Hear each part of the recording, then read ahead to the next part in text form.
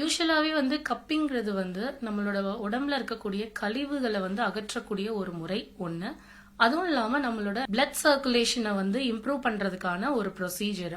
So எல்லா நோய்க்குமே ஒரு ஆணி வேரா இருக்கிற ஒரு பிரச்சனை சுத்தமான ரத்தம் சரியா சீரோட்டம் இல்லாதனால வர்ற பிரச்சனைகள் தான். அதை சரி பண்றது தான் இந்த கப்பிங்கோட மேஜரான ஒரு நன்மைன்னு சொல்லலாம். ஓகே மேம், எதற்காக இந்த சிகிச்சை மெயினா மேற்கொள்ளப்படுறாங்க? நான் சொன்ன மாதிரி தான் இதுல எல்லா விதமான பிரச்சனைகளுக்குமே, அது அழகு சம்பந்தமா இருக்கலாம், ஆரோக்கியம் சம்பந்தமா இருக்கலாம், முடி சம்பந்தமா இருக்கலாம், எல்லாத்துக்குமே இந்த ரத்தம் ஓட்டம்ங்கிறது ரொம்ப ரொம்ப ரொம்ப முக்கியமான விஷயம். அதுல நம்ம கழிவுகள் தேங்கும் போது நமக்கு தேவையான ஆர்கனுக்கு தேவையான எனர்ஜி கிடைக்காம போகும். அந்த கழிவுகளை நம்ம அகற்றுறதன் மூலமாக நமக்கு என்னன்னா நம்மளோட சுத்தமான ரத்தம் சீரா அமையும். சோ அப்படி இருக்கும்போது நமக்கு எந்த பிரச்சனையும் வராம தடுக்கலாம்.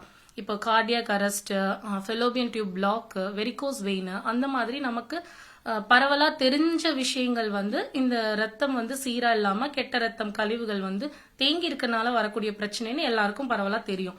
பட் ஆனா எல்லா விதமான பிரச்சனைகளுக்குமே இந்த கெட்ட ரத்தம், கெட்ட கொழுப்பு, கெட்ட நீர், கேஸ்ட்ரிக், இந்த மாதிரியான விஷயங்கள் மட்டும்தான் ரொம்ப ரொம்ப நமக்கு டிஸ்டர்பா இருக்கும். அதை சரி பண்ணி வெளியே எடுத்து அதை சீரோட்டம் கொண்டு வர்றது, ஒழுங்குமுறைப்படுத்துறது, அதுதான் நம்ம மேஜரா பண்றோம்.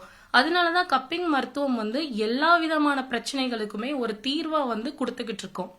ஓகே மேம், இப்போ எதனால இந்த கொழுப்புகள்ல கெட்ட கொழுப்பு எப்படி சேருது மேம்? ஃபர்ஸ்ட் கெட்ட கொழுப்புகள்ங்கிறது முந்தைய காலத்துல, இப்ப லைஃப் சர்க்கிள் நமக்கு சரியில்லாம இருக்குது, பொல்யூஷனா இருக்குது. பட் ஆனா அந்த காலத்துல எல்லாம் அப்படி இல்லையே அப்படின்னு கூட சில பேர் கேட்பாங்க.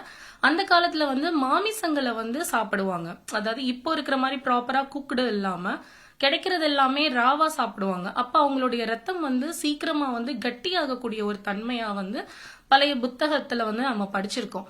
சோ அதுக்காக என்ன பண்ணுவாங்கன்னா இந்த கெட்ட ரத்தம், கெட்ட கொழுப்புகள் எல்லாத்தையுமே அகற்றுவதன் மூலமாக அவங்களுக்கு இந்த cardiac arrest, stroke, brain stroke, அந்த மாதிரியான நிறைய பிரச்சனைகளுக்காக அவங்க பயன்படுத்தியிருக்காங்க இந்த முறை. அதே மாதிரி இப்ப நம்மளுடைய நம்ம சுத்தி இருக்கக்கூடிய அட்மாஸ்பியர், நம்மளோட ஃபுட், நம்மளோட லைஃப் சைக்கிள், தென் பகல்ல தூங்குறது, நைட்டு விழிச்சிருக்கிறது, நிறைய நம்மளை சுத்தியான கெட்ட விஷயங்கள் தான் இருக்குது. அதனால நமக்குள்ள கெட்ட ரத்தம், கெட்ட கொழுப்புங்கிறது பாடியோட நேச்சர் ஆஃப் ஒர்க்கே சேஞ்ச் ஆகுறதுனால நமக்கு நிறைய பிரச்சனைகள் வருது. அதை சரி பண்றதுதான் கப்பிங்.